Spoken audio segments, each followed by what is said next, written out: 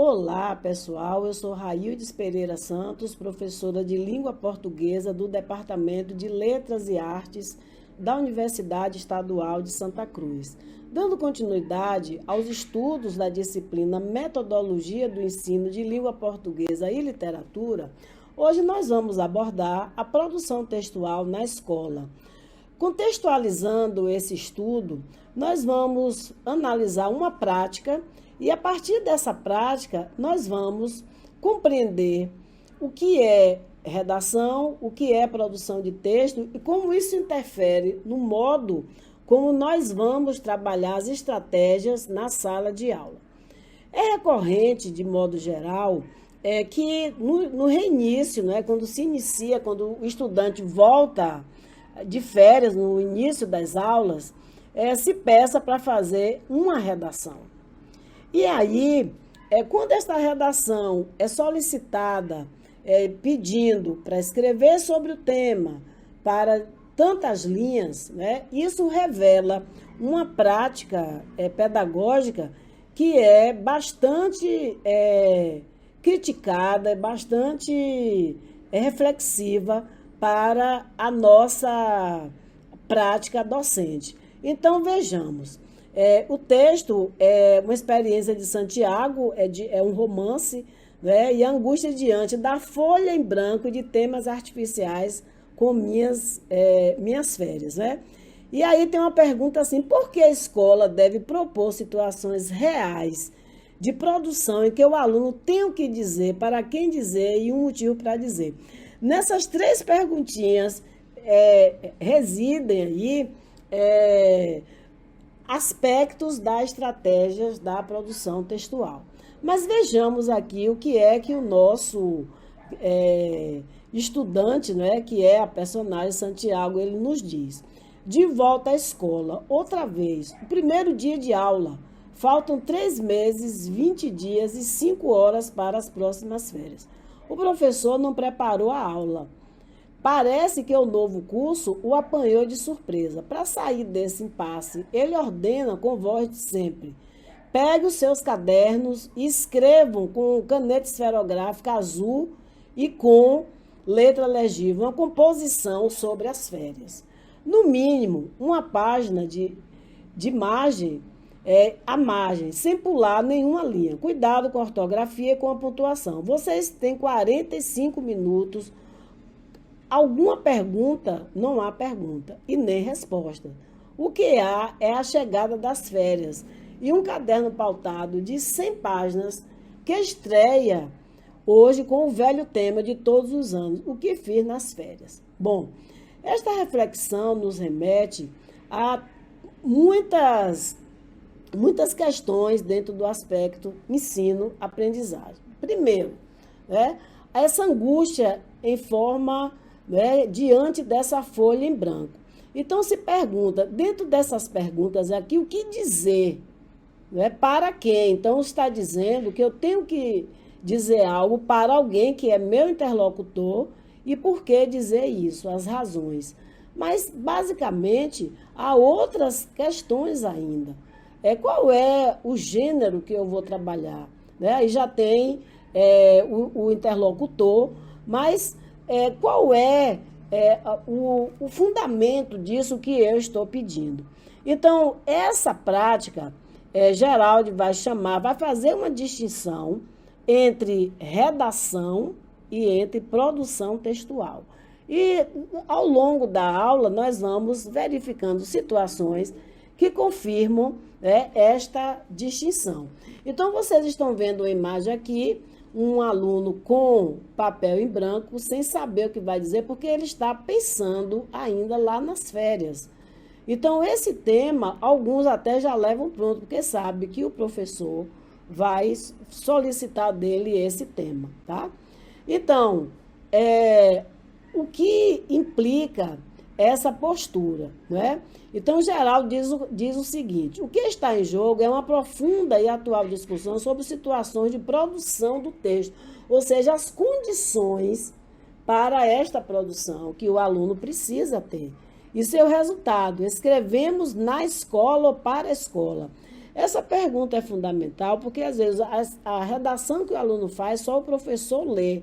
Geralmente, no final do semestre, que dá uma nota, mas nem sempre esse aluno tem oportunidade da reescrita. E ele não tem oportunidade também daquilo que ele precisa melhorar.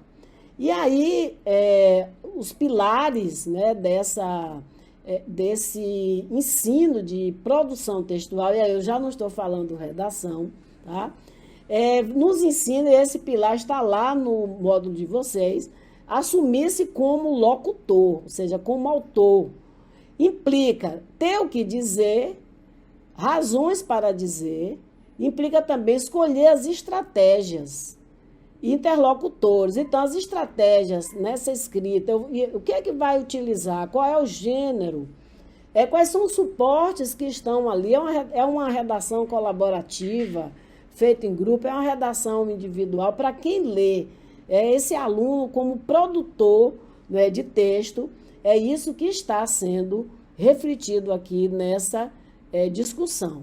Bom, o professor como mediador de cada etapa. Então, a produção de texto envolve planejamento, escrita, revisão e reescrita. Ou seja, essa reescrita é porque o texto, de modo geral, ele é feito em vários momentos.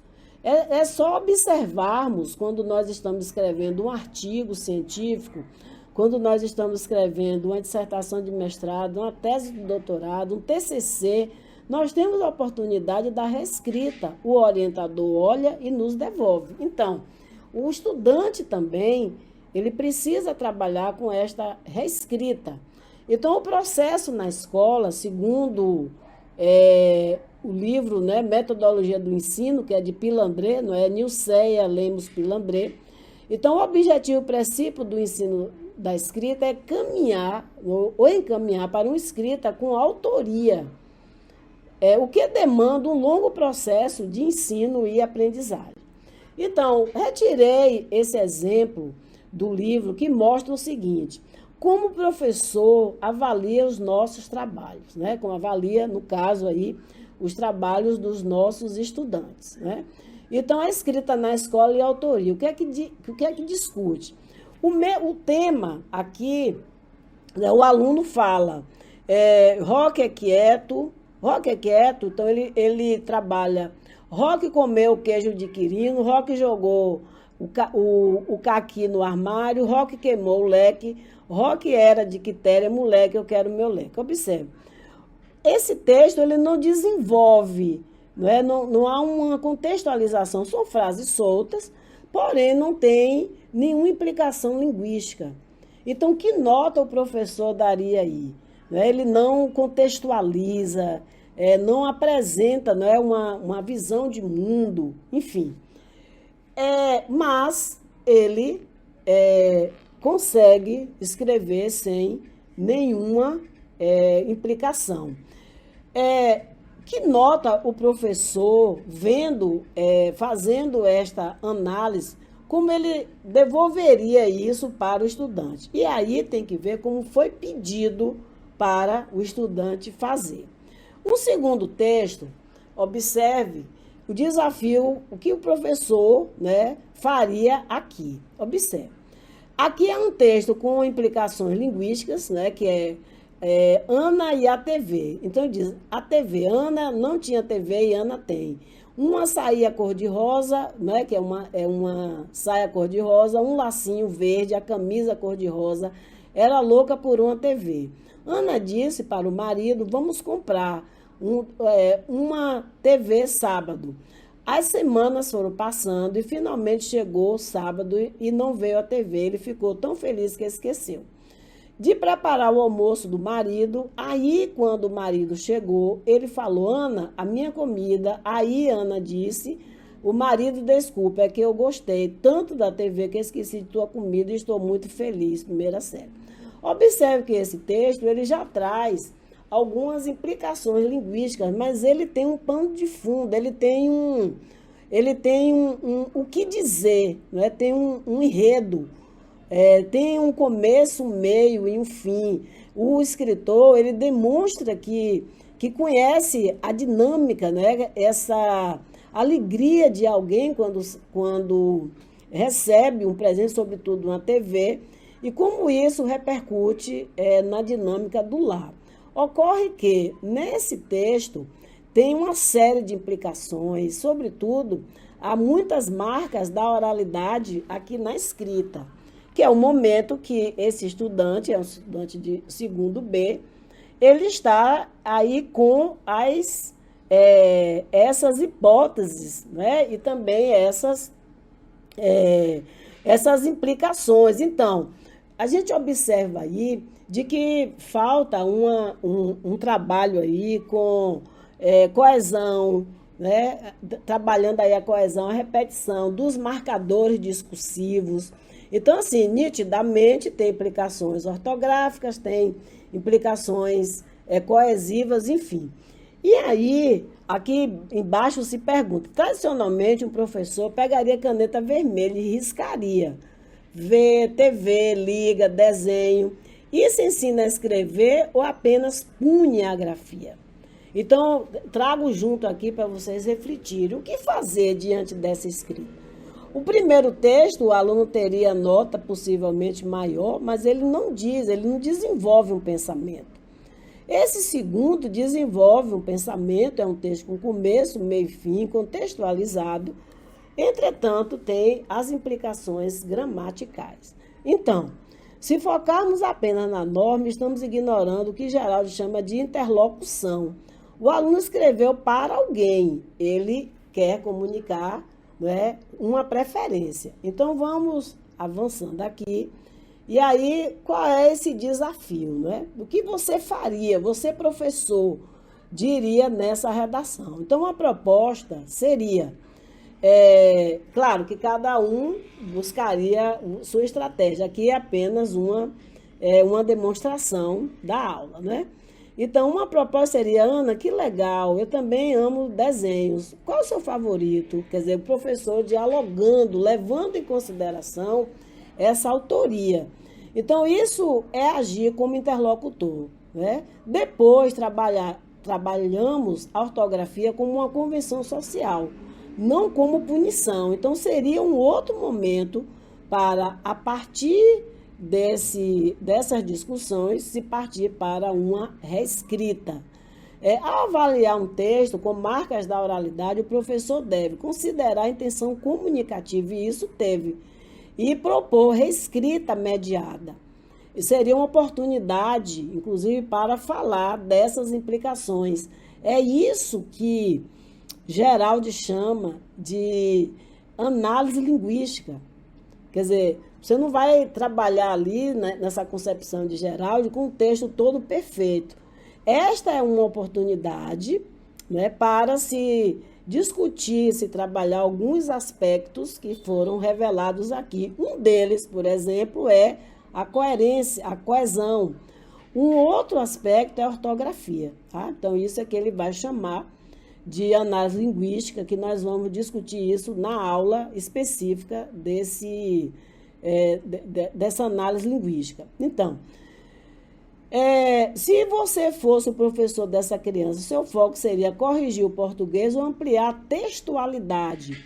O que você escreveria como feedback para ela? Né? Então, aqui, essa resposta, essa análise que eu trouxe aqui, dos textos, um com implicações e outro não. Só que no plano linguístico, mas no plano da comunicação, das condições, né, dessa produção, o texto 2, ele apresenta em melhores condições. Bom, aí trago aqui revisitando conceitos e diferenças metodológicas.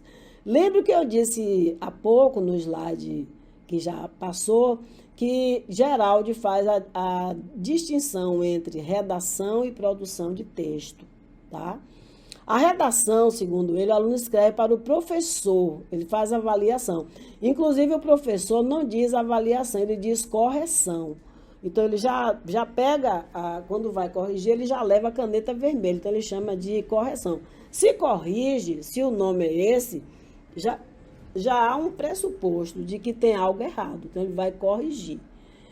Então, o aluno, já na produção do texto, o aluno escreve para o interlocutor, que é a comunicação.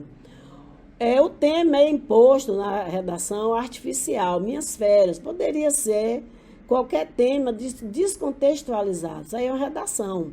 Já na produção do texto, o tema nasce de uma necessidade, de um projeto real, de uma discussão, de um filme, de um problema social, de um problema que esteja ali emergindo na sociedade. Então, a partir disso, um exemplo é a violência contra a mulher, que é uma situação, né, que cada vez mais proliferando no nosso país.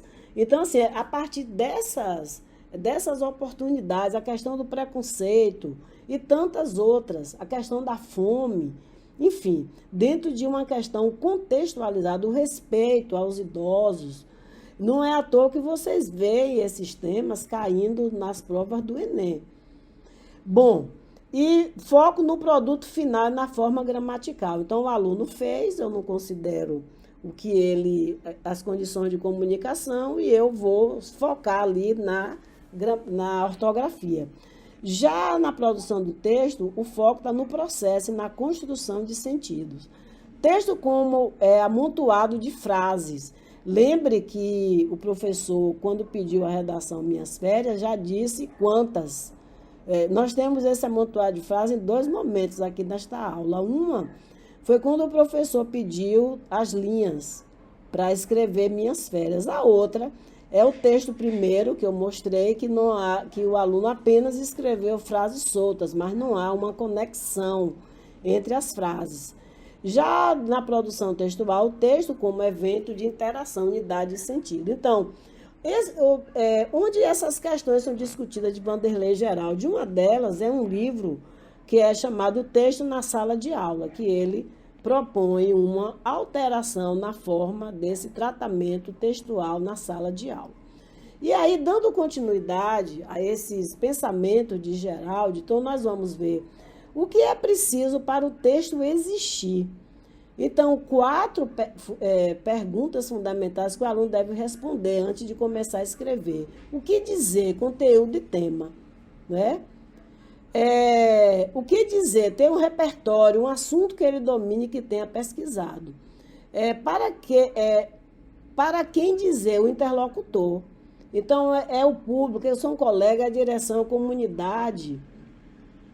Quem é esse interlocutor? É uma autoridade, é o diretor da escola, enfim. Como dizer? Gênero e suporte. Né? Então, esse como, para que, o como, no caso, voltando aqui, para que dizer a finalidade e o objetivo, né? Que seria o objetivo denunciar, entreter, explicar, o humor, refletir, criticar, enfim, são esse para que dizer. E por último, como dizer, que é exatamente o gênero.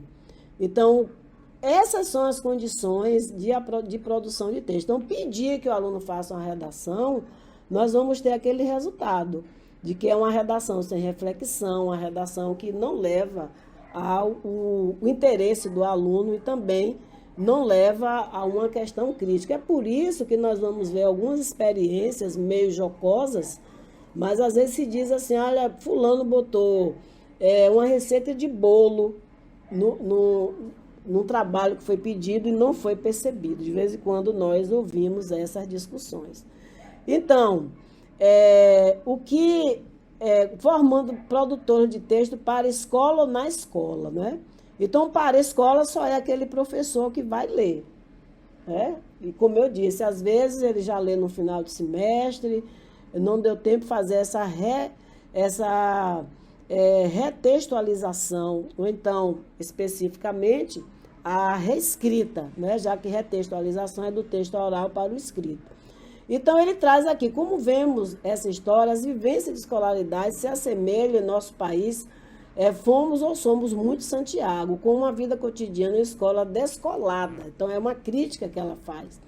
Como os 2 mundos, uma parte do outro, pelas propostas construídas para ler e escrever na sala de aula.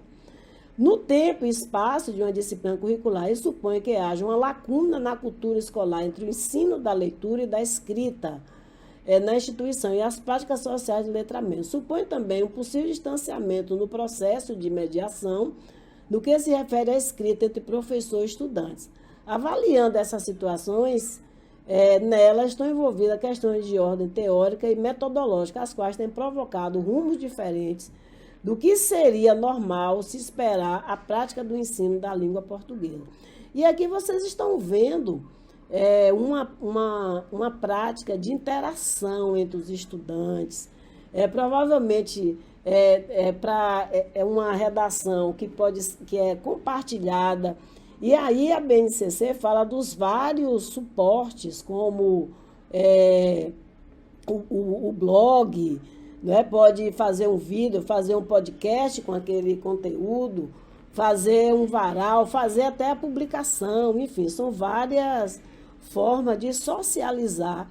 No caso aqui, nessa imagem, nós podemos entender, né, como uma imagem que pode ser um texto que não é apenas para a escola, mas é um texto na escola, tá? E aí vem o tema da aula, que é refletindo sobre o lugar da metodologia na sala de aula e, sobretudo, na produção textual. Bom, aí a produção textual, não é, que vem os eixos da BNCC, vocês vão observar aqui dentro dos conteúdos, eu estou colocando sempre a BNCC, que indica a interação, não é, a escrita individual coletiva, o texto escrito pode ser também oral. Quando fala produção de texto, é texto escrito ou texto oral. Por exemplo, pode ser uma produção textual para um programa de rádio, um programa de TV, uma entrevista, né? Então, são metodologias são estratégias que podem ser desenvolvidas.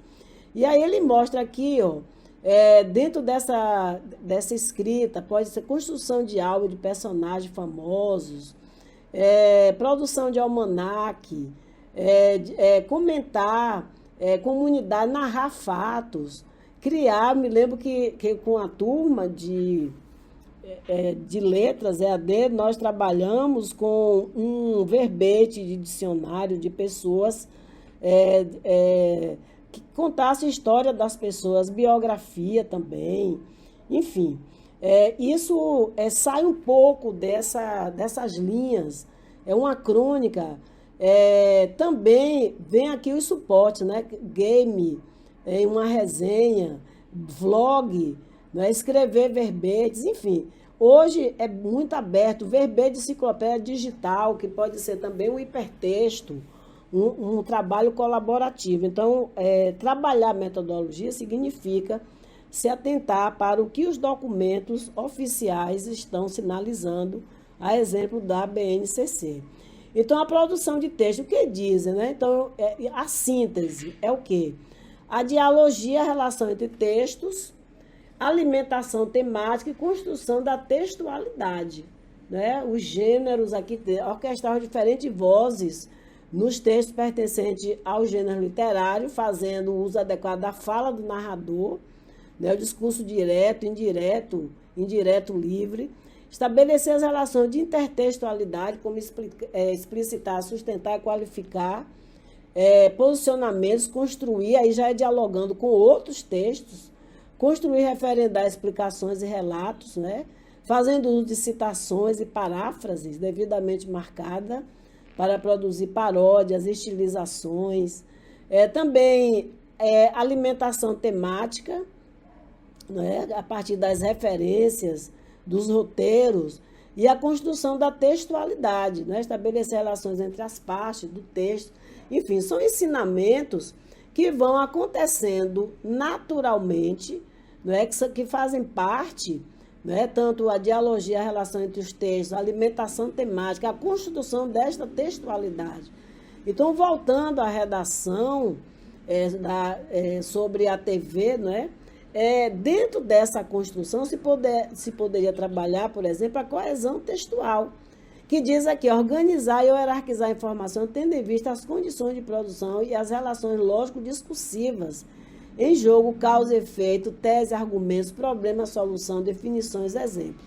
E usar também os recursos linguísticos e multissemióticos, de forma articulada e adequada, tendo em vista o contexto da produção e construção composicional e estilo de gêneros e efeitos, sentidos e pretendidos. Então, aqueles conhecimentos que nós tivemos sobre o gênero, sobre a produção de texto, é transformar isso nas realidades que são debatidas em sala de aula.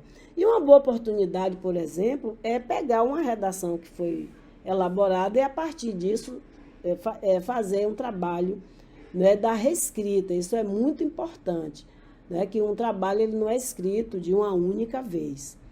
Bom, e aí nós vamos indagar quais são os conhecimentos ativados no momento da produção escrita. Então, nós temos aqui o linguístico, que tem a ver, né, com a ortografia, com a elaboração de frase, com a questão da morfologia. Enciclopédico é o conhecimento de mundo. Nós vimos que a produção de texto ela dialoga com as questões da sociedade. Textual, né, também o conhecimento textual, as tipologias. Né? A BNCC fala aqui dos vários tipos de textos. Então, isso é importante se trabalhar, que cada texto está dentro de um gênero. Então, se trabalhar os diversos gêneros e os textos também são diversos.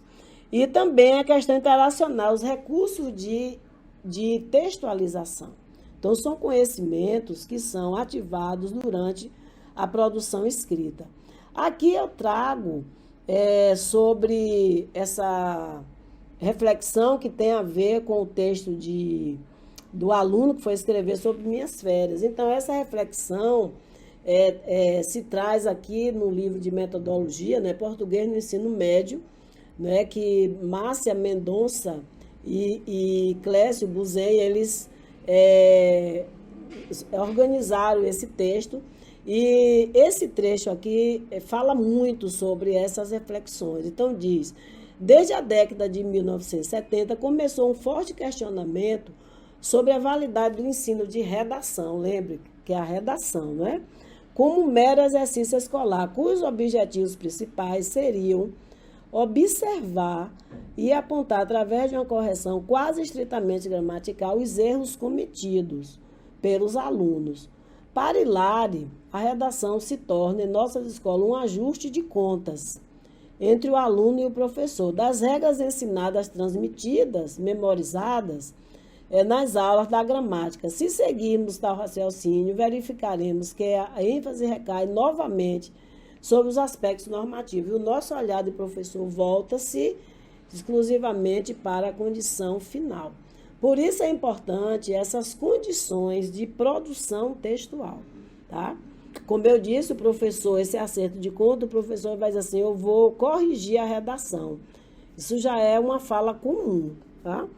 Só que corrigir vai supor que já tem erro, né? A redação ela já contém os erros ali. Bom, então, sobre os recursos, né, da BNCC, a gente tem reiterado, né, esse aspecto dos recursos das linguagens, né, recursos semióticos, as muitas linguagens, o texto multimodal. Hoje, dentro de um texto, ele trabalha com várias linguagens, né, que significa que dentro de um texto pode ter desenho, pode ter fotos, pode ter fotografia, né, expressões faciais, enfim, depende aí do suporte que será utilizado. Por isso que tem o podcast, tem o vídeo, pode ser, por exemplo, né, textos que falem, contem um pouco da história de cada um, como storytelling, né, que é uma metodologia ativa. A partir de recursos tecnológicos, o aluno vai contar ali, vai escolher um aspecto, né, de sua história, de sua vida, para ele fazer ali um texto. Enfim, são muitas as possibilidades que vem aqui do multiletramento, né, que as práticas de leitura são construídas a partir de leitura e produção. Diferentes linguagens e semiose são consideradas práticas de multiletramentos, né? Na medida em que exige letramento em diversas linguagens, como visuais, sonoras, verbais e corporais. Já os novos letramentos remetem a um conjunto de prática específica. Também tem a mídia digital, que opera a partir de uma nova mentalidade, regida por ética diferente, né? Então,